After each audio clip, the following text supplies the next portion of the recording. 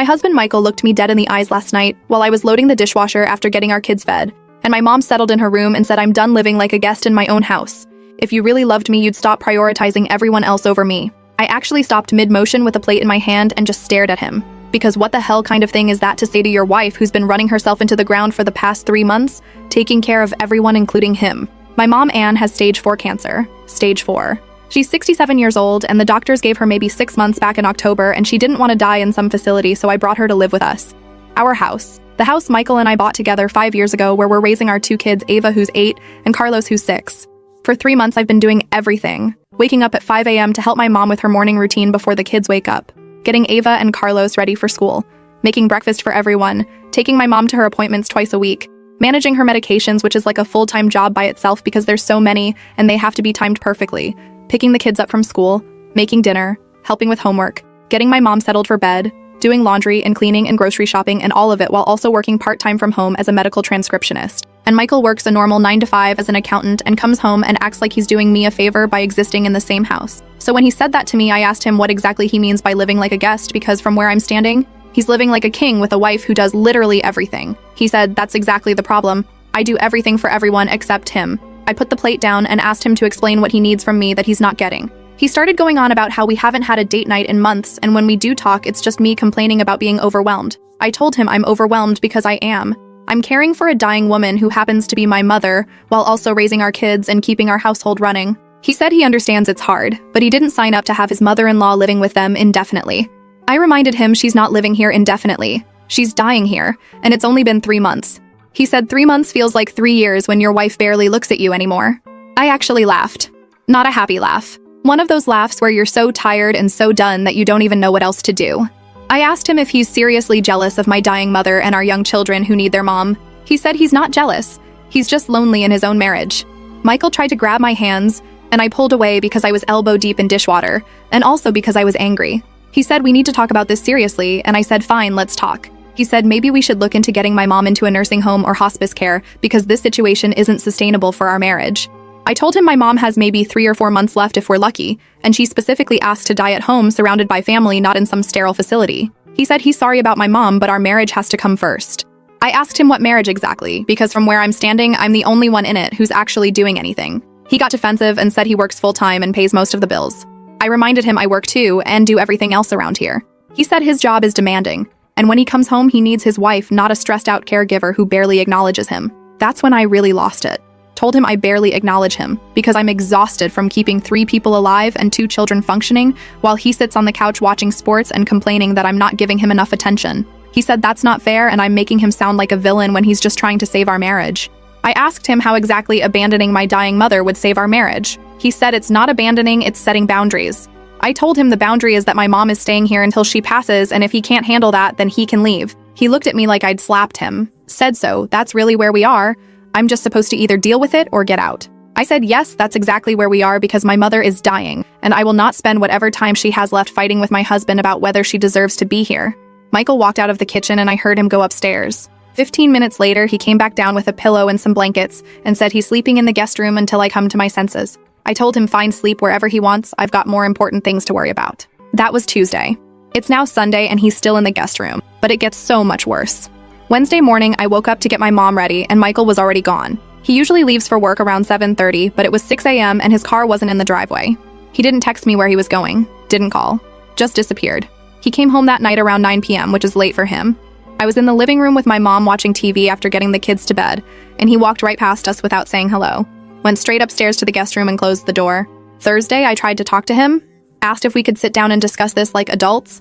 He said there's nothing to discuss until I'm ready to admit I'm wrong. I asked what exactly I'm wrong about, and he said prioritizing everyone over him. I told him that's not what's happening, I'm just trying to keep my family together during an impossible time. He said if I was really trying to keep the family together, I'd put our marriage first.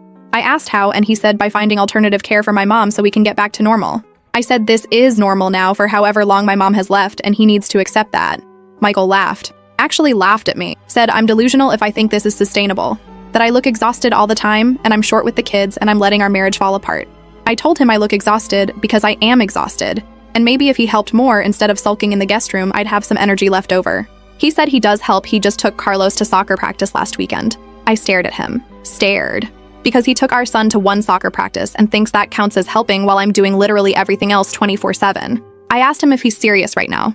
He said he's dead serious and he's tired of being made to feel guilty for having needs. I asked what needs specifically. He said emotional needs, physical needs, the need to feel like he matters to his wife. I told him he does matter, but right now my priority has to be my mom because she's dying and our kids because they're children. He said, and what about him?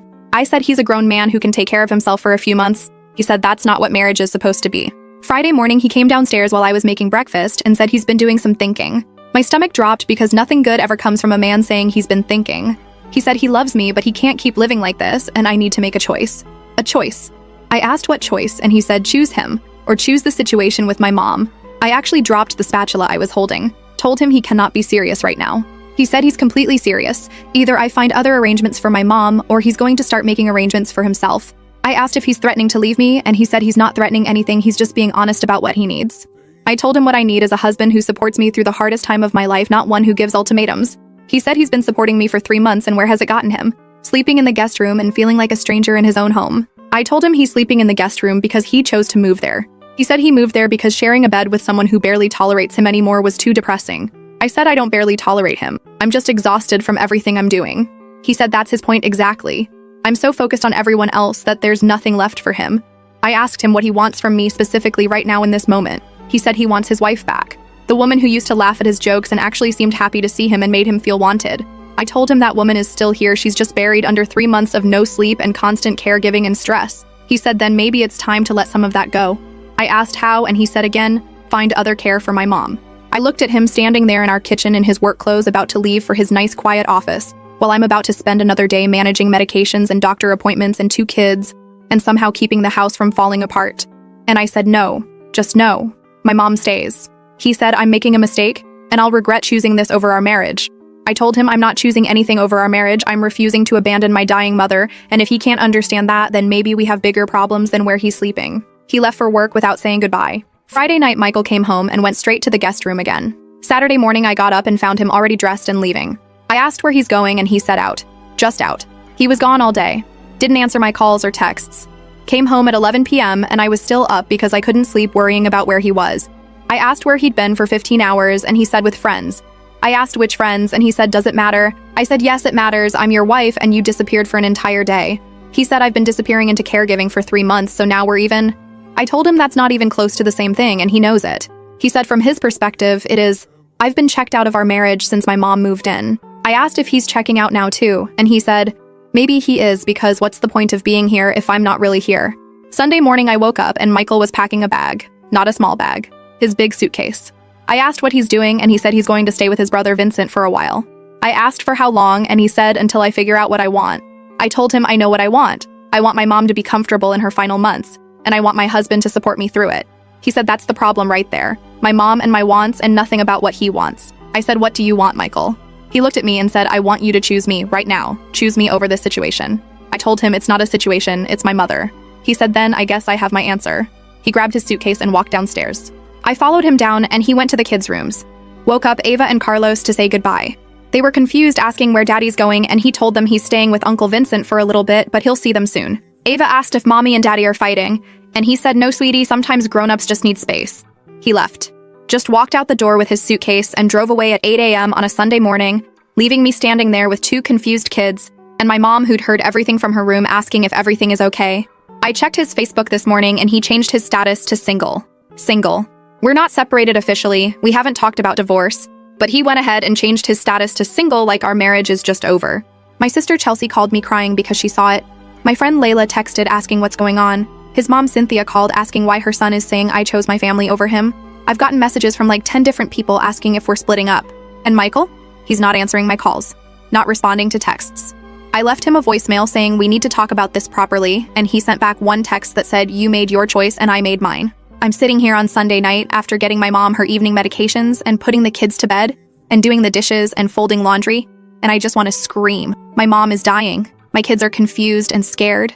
My husband walked out and is making me look like the bad guy who chose her family over her marriage. His friend Kelvin commented on his single status saying, "Welcome back to freedom, brother," and Michael liked it. His coworker Raymond posted something like, "Sometimes you gotta put yourself first," and Michael commented, "Thanks, man, needed to hear that." He's out there acting like he's some victim who escaped a terrible situation, when the terrible situation is me taking care of my terminally ill mother while trying to keep our family functioning.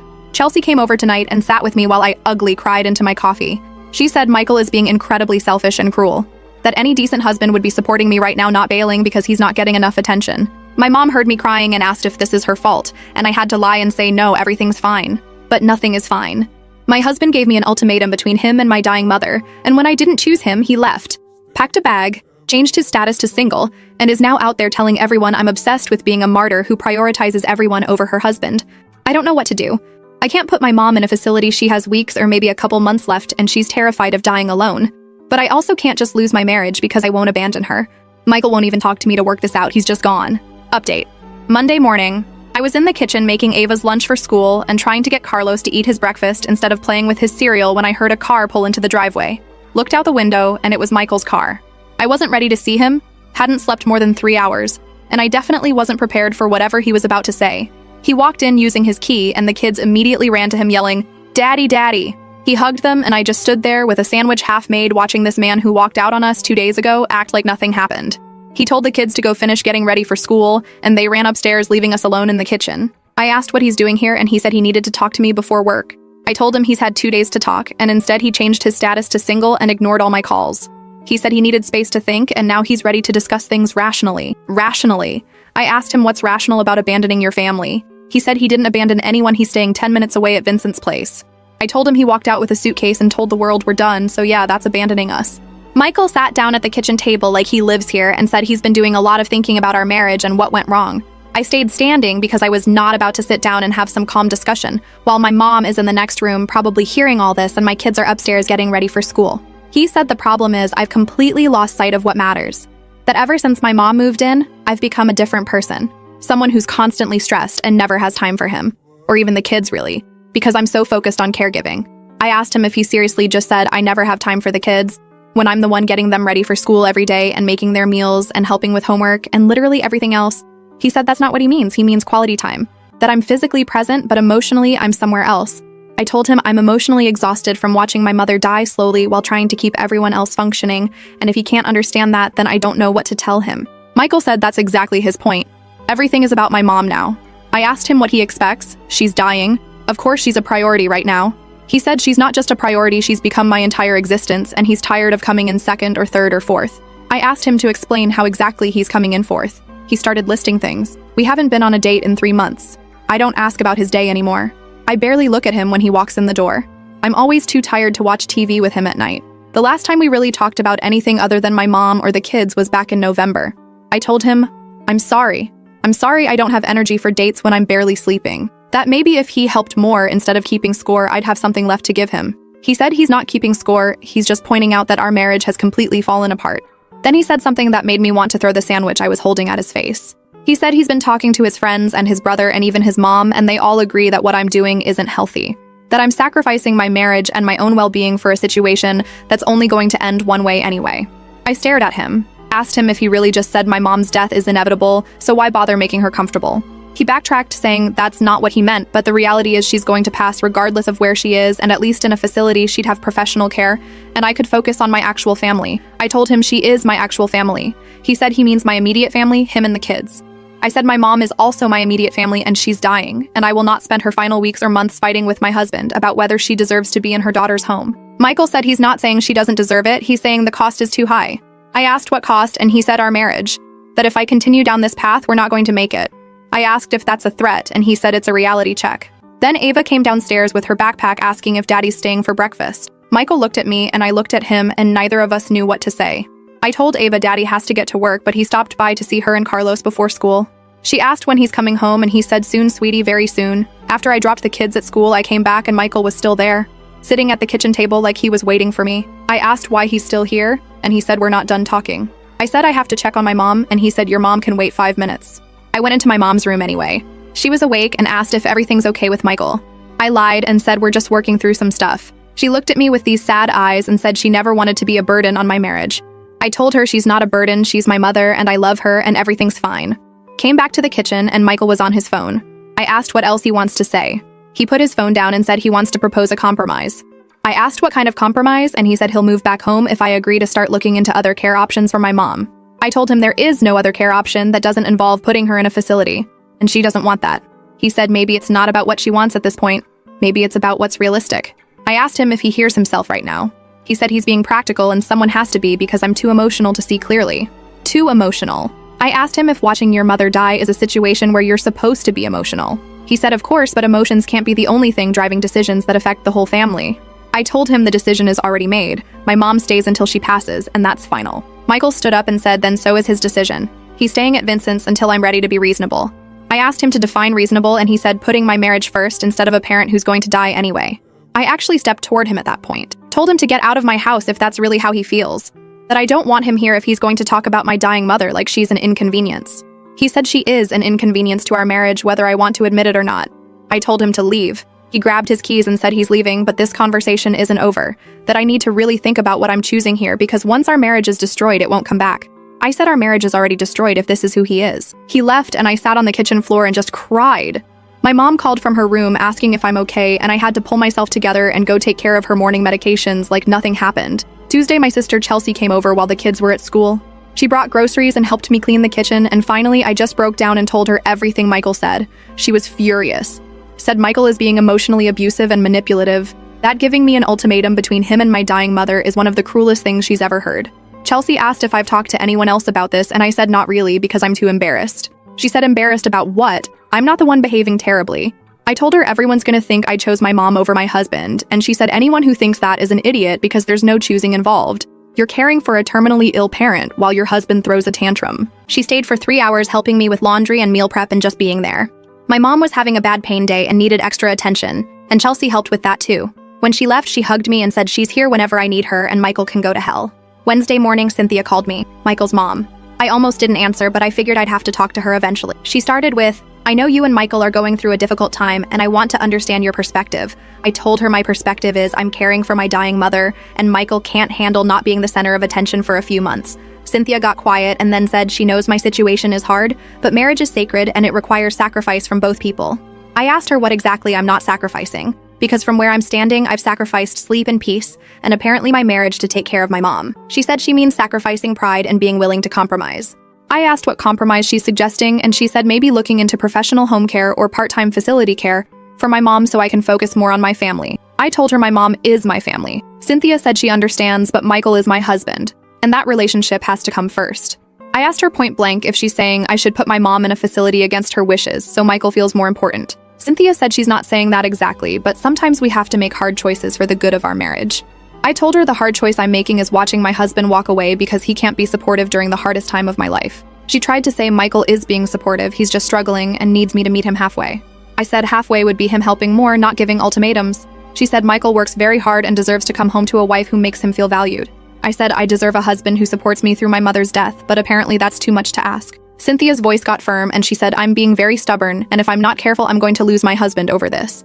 I told her if my husband leaves because I won't abandon my dying mother, then I don't want him anyway. She said I'll regret saying that, and I said maybe, but I won't regret being there for my mom when she needed me most. We hung up and I was shaking. Michael's own mother is taking his side like I'm the villain here. Thursday afternoon, I had to take my mom to an oncology appointment. Her doctor said her condition is progressing faster than expected, and we're probably looking at weeks now, not months. Weeks. I sat there in that office with my mom squeezing my hand while the doctor talked about pain management and end-of-life planning, and all I could think was Michael wants me to put her in a facility for weeks. Got home, and my friend Layla was there waiting because Chelsea had texted her that I needed support. She brought dinner for me and the kids and insisted on staying to help with the evening routine. While my mom was resting and the kids were doing homework, Layla asked me what I'm going to do about Michael. I told her I don't know. That part of me wants to fight for my marriage, but another part is so angry at him for making this about him. Layla said any marriage worth fighting for wouldn't require me to abandon my dying mother. That Michael is showing me who he really is, and I should believe him. Friday evening, Michael texted me asking if we can meet somewhere to talk. I said the kids have school and I can't leave my mom alone for long so he can come to the house. He said he doesn't want to talk at the house, too many bad memories already. I said then, I guess we're not talking. He called immediately. Said I'm being difficult on purpose and he's trying to work this out. I asked him what working it out looks like to him and he said me agreeing to get my mom alternative care. I told him that's not happening and we're just going in circles. He said then what's the point of trying? I asked him if he even wants to try or if he just wants me to give in. He said he wants me to be realistic about what's sustainable. I said caring for my mother for a few more weeks is absolutely sustainable. He got quiet and asked what I mean by weeks, and I told him about the doctor's update. Michael said, "Oh, so it's almost over anyway." Anyway. Like my mom's impending death is good news because then he can have his wife back. I asked him if that's really what he just said, and he tried to backtrack saying he just means maybe there's light at the end of the tunnel for us. I told him there's no us right now. That he walked out and changed his status to single and has been staying with his brother acting like a victim while I'm here watching my mother die. He said he's not acting like a victim, he is a victim of circumstance. I said the circumstance is you chose to leave instead of helping. Michael said he'll help once things get back to normal. I asked when exactly things will be back to normal, and he said once my mom passes and we can focus on rebuilding. I told him that's disgusting, he's literally waiting for my mother to die so he can have his comfortable life back. He said that's not what he means, and I'm twisting his words. I said his words are pretty clear. He wants me to either dump my dying mother in a facility or wait for her to die so he doesn't have to deal with any of it. He said I'm being unfair, and he's trying here. I asked him what he's trying exactly, because all I see is him complaining and avoiding and making demands. He said he's trying to save our marriage. I told him you don't save a marriage by abandoning your partner when they need you most. He said I abandoned him first by becoming someone he doesn't recognize. He said he'll come home when I'm ready to prioritize our marriage. I told him I am prioritizing our marriage by being honest that I cannot and will not abandon my mother. He said then I'm choosing and I need to live with that choice. I said the only person making choices here is him. Saturday morning, Ava asked me again when Daddy's coming home. I told her I don't know, sweetie, and she started crying. Said her friend Maisie's parents got divorced and now Maisie only sees her dad on weekends and she doesn't want that to happen to us. Carlos heard and started crying too. I sat on the floor with both my kids crying and tried to explain that sometimes grown-ups need space, but it doesn't mean they don't love each other or their kids. Ava asked if it's because of Grandma, and I said, no, baby, it has nothing to do with Grandma. But she's 8 and she's not stupid. She knows Grandma being sick has changed everything. My mom heard the kids crying and called from her room. I got the kids calmed down and settled with a movie and went to check on her. She was crying too. Said she's ruining my life and my marriage and maybe she should just go to hospice. I sat on her bed and held her hand and told her absolutely not. She's staying right here where she belongs.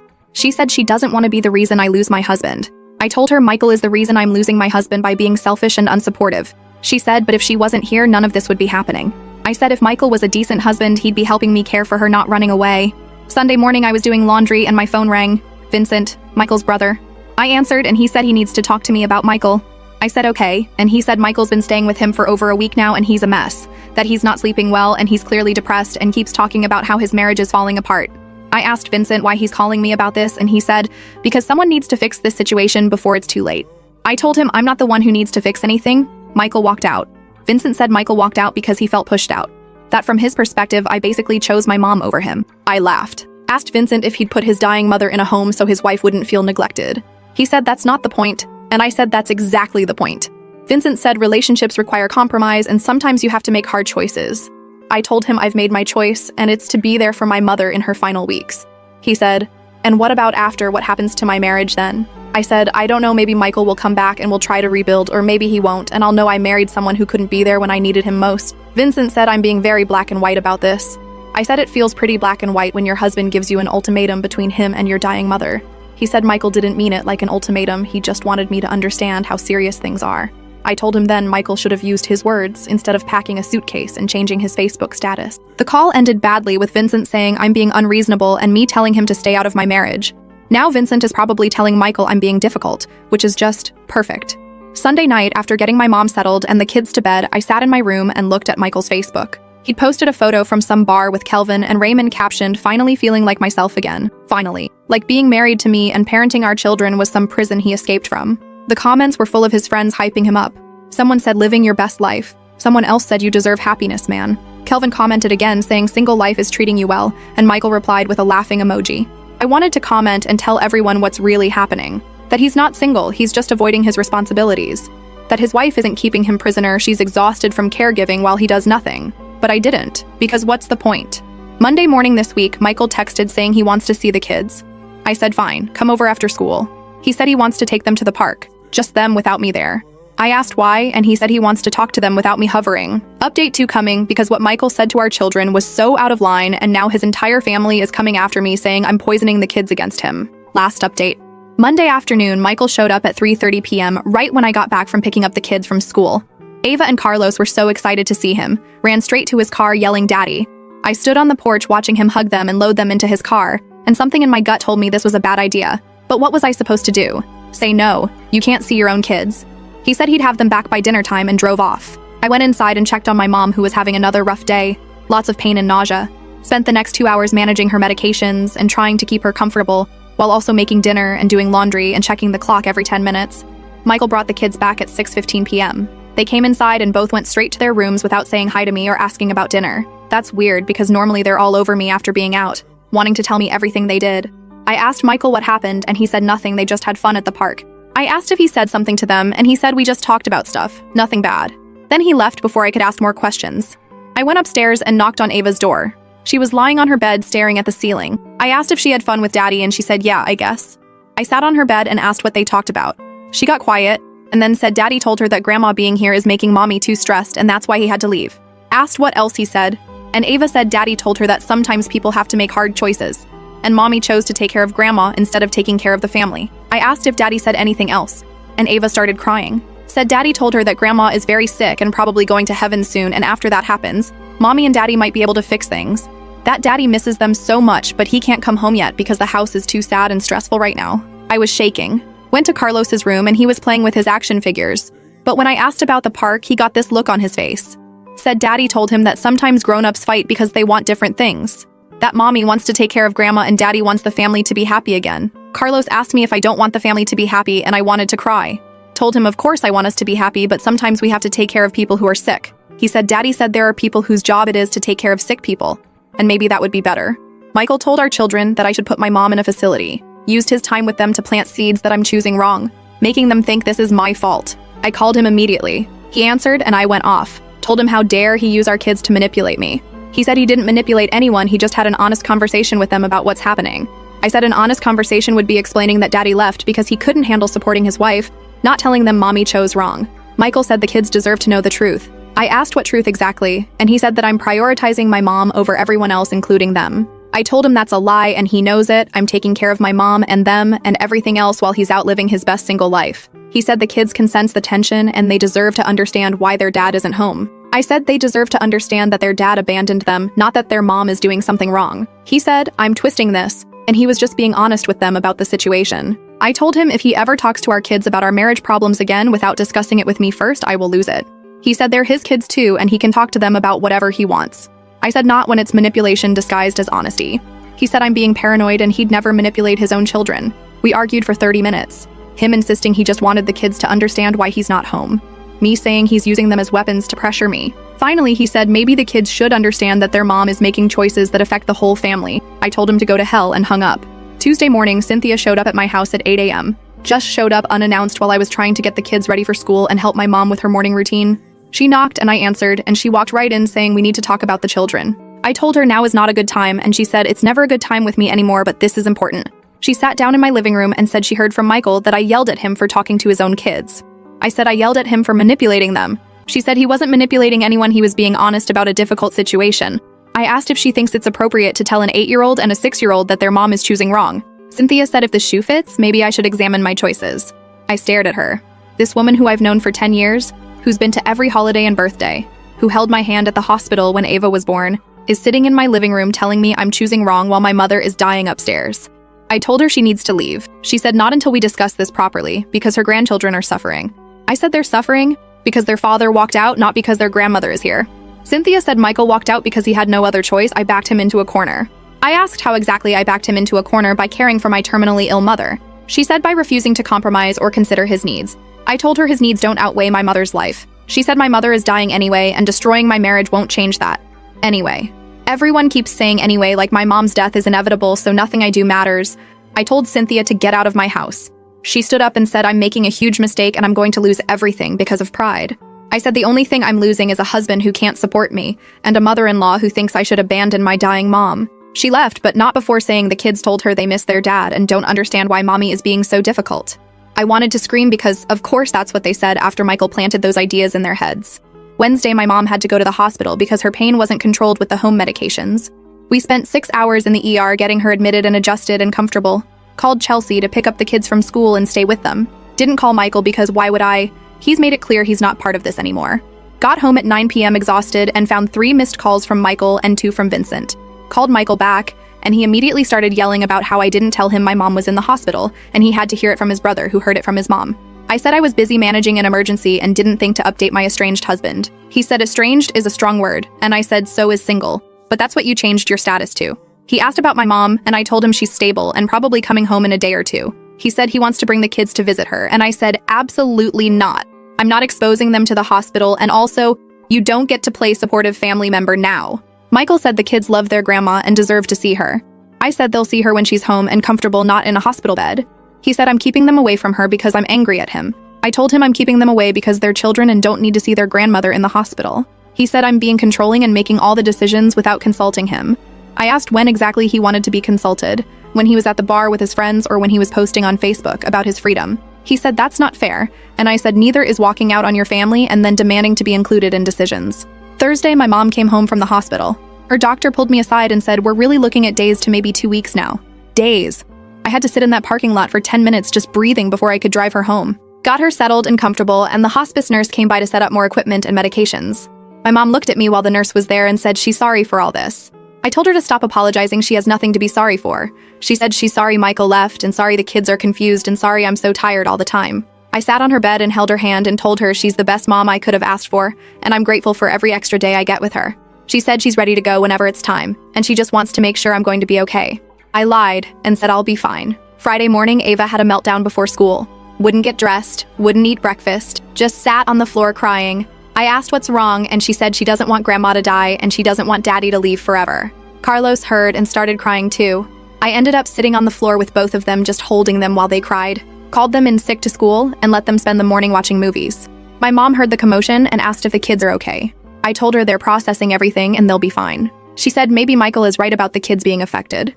I told her Michael doesn't get an opinion right now. Friday afternoon, Michael showed up without calling first. Just rang the doorbell, and when I answered, he pushed past me saying he's here to see his kids. I told him he can't just show up whenever he wants, and he said this is still his house too, he's on the mortgage. We stood in the hallway arguing, and Ava came down the stairs asking what's happening. Michael immediately went into dad mode, all smiles and hugs, asking if she's okay. She told him she stayed homesick, and he looked at me accusingly like I didn't tell him on purpose. Michael sat with the kids for an hour, and I tried to give them space, but I could hear him telling them how much he misses them, how he wants to come home so badly, but grown-up stuff is complicated, how he hopes things will be better soon, making promises he might not keep, and giving them hope that's maybe false.